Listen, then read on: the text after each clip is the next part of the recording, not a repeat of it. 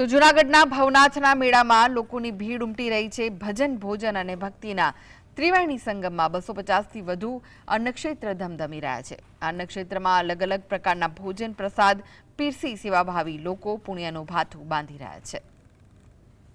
બનવા માટે સજ્જ છે। ભજન, ભોજન અને ભક્તિનું અનેરું મહત્વ છે। શિવ અને જીવના મિલનના આ મેળામાં લાખોની સંખ્યામાં યાત્રિકો ઉમટી પડે છે। મેળામાં આવતા ભાવિકોને ભોજન પ્રસાદ કરાવવા માટે અનેક સેવાભાવી સંસ્થા અને દાતાઓના સહયોગથી ભવનાથ તળેટી વિસ્તારમાં હાલ 250 જેટલા અન્નક્ષેત્ર ધમધમી રહ્યા છે। આ અન્નક્ષેત્રમાં સેવાભાવી લોકો દ્વારા અલગ અલગ પ્રકારના ભોજન પીરસવામાં આવી રહ્યા છે, જેમાં બુંદી, ગાંઠિયા, ભજીયા, લાડવા, પૂરી, શાક, રોટલા, રોટલી, ભાખરી, દાળ, ભાત, મિષ્ટાન સહિતના અનેક વાનગીઓ પીરસીને ભાવિકોની આંતરડી ઠારવામાં આવી રહી છે। ની અંદર પ્રસાદી રહી છે અને બહુ સારી વ્યવસ્થા છે અને દર અલગ અલગ મેનુ હોય છે અને સારી સારી વ્યવસ્થા હોય છે અને બહુ મજા આવે છે અને શિવરાત્રિના મેળાને એક લાવો લેવો પણ બહુ સરસ છે। મહાશિવરાત્રિના મેળામાં પ્રસાદ લેવા આવતા ભાવિકોને ગરમાગરમ ભજીયા, લાડવા સહિતની વ્યવસ્થાઓ કરવામાં આવી છે। જે મોટા અન્નક્ષેત્ર છે ત્યાં રોટલી બનાવવા માટેના મશીન સહિતની વ્યવસ્થાઓ છે। દરેક અન્નક્ષેત્ર પર દરરોજ અલગ અલગ મેનુ રાખવામાં આવે છે। દિવસની અંદર અમારે 2.5 થી 3 લાખ માણા માતાજીનો પ્રસાદ લે। અમારે ટાઈમ બહુ વધારે હોય છે। માનો કાલે 6 વાગ્યે ચાલુ કરું તો રાતના 12 વાગ્યા સુધી એટલું પબ્લિક।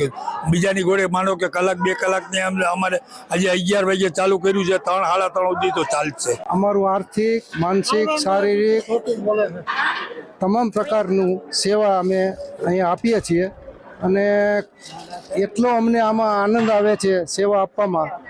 અંદરથી આનંદ એટલો બધો આવે છે કે ખૂબ મજા આવે છે। એટલે દર વર્ષે અમે બધા અહીંયા આવીએ છીએ અને અહીંના મેનેજમેન્ટ તરફથી પણ દરેકને પૂરો સહકાર, સાથ સહકાર આપવામાં આવે છે।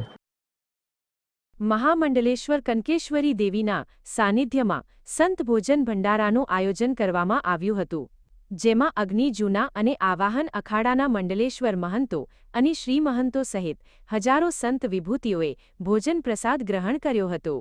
જ્યારે ખોખરા હનુમાન હરિહરધામ મોરબી દ્વારા કેશવાનંદ બાપુ અન્નક્ષેત્રમાં 16 ફેબ્રુઆરી સુધી લાખો શ્રદ્ધાળુઓ અને દર્શનાર્થીઓ માટે અવિરત ભોજન સેવા ચાલુ રાખવામાં આવી છે।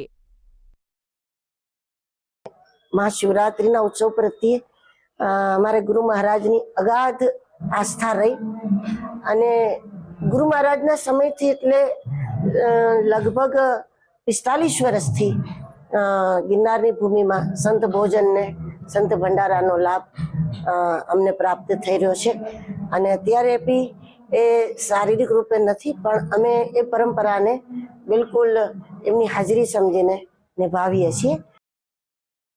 મહાશિવરાત્રિના મેળા નિમિત્તે ગુજરાતભરના અલગ અલગ વિસ્તારમાંથી આવતા સેવાભાવીઓએ સેવાના હેતુ માટે ભવનાથમાં અન્નક્ષેત્ર શરૂ કર્યા છે, જેમાં દરરોજ હજારોની સંખ્યામાં ભાવિકો પ્રસાદનો લાભ લઈ રહ્યા છે। હિરેન ઢકાણ, GSTV, જૂનાગઢ।